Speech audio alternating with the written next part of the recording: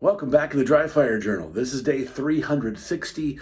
I have a very clear Springfield 1911 operator in 9mm. It's not only clear, it is like meticulously cleaned last night because as I was teaching a low light class, I experienced a couple of goofy things. So it was just time to clean the gun. I have been putting this thing through its very rigorous paces. I've owned it for 1 week today and have uh, uh, shot the crap out of this. And it was time to clean it. So anyway, both clean and clear.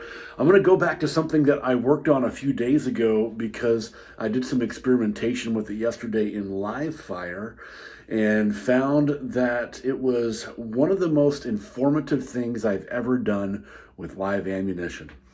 We talked about in dry fire building a one-handed grip so that I can manipulate the trigger without letting the front sight move. And paying attention, both hands, strong and weak hand only, paying attention to what kind of pressures I need to put on the gun in order to keep the front sight motionless as I manipulate the trigger with both hands. And as I pay attention to these pressures,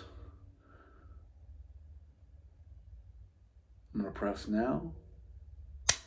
Reason why I'm saying now, because there's always going to be a little bit of shake. Our bodies are always in motion. Pressing the trigger now. Moved on that one. As I discover the amount of pressure that I want to use, now, I discover the proper amount of pressure for my shooting hand to use on a two-hand grip. So now, try to keep this on camera for all of you. Now,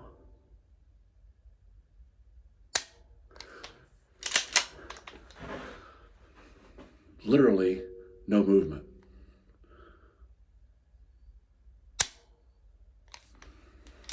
Can change hands.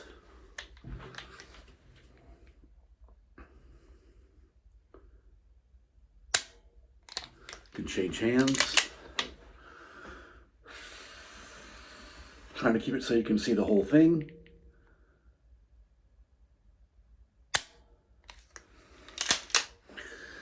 Give this a very real shot and try it in live fire.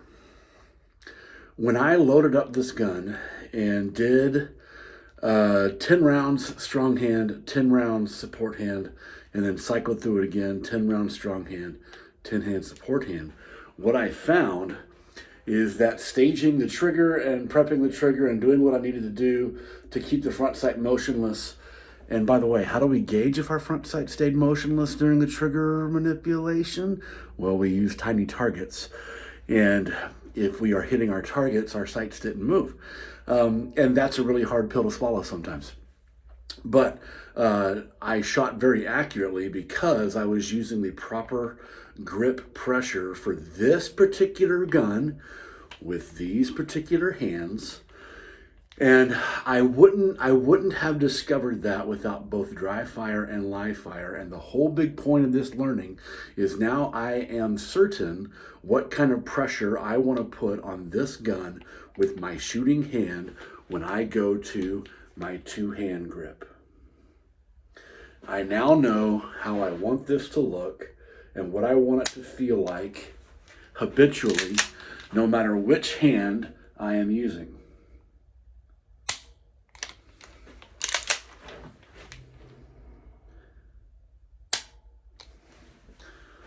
Try this.